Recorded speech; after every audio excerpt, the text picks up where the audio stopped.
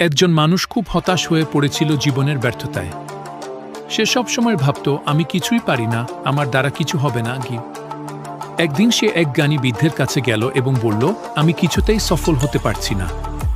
আমি চেষ্টাও করেছি অনেকবার, কিন্তু কিছুই হচ্ছে না। আমি হাল ছেড়ে দিতে চাই। বৃদ্ধ তখন তাকে একটি বাঁশ এবং একটি বট গাছের গল্প বললেন।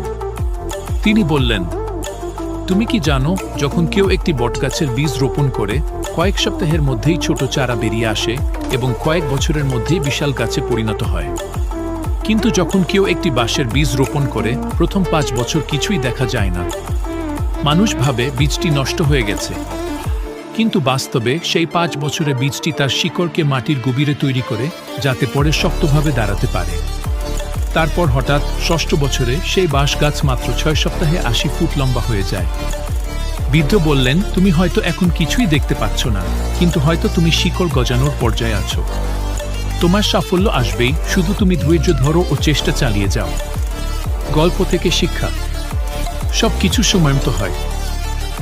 কিছু সফলতা দৃশ্যমান না হলেও ভিতর থেকে গড়ে উঠছে। ধৈর্য ও চেষ্টা ছাড়া কিছুই সম্ভব না।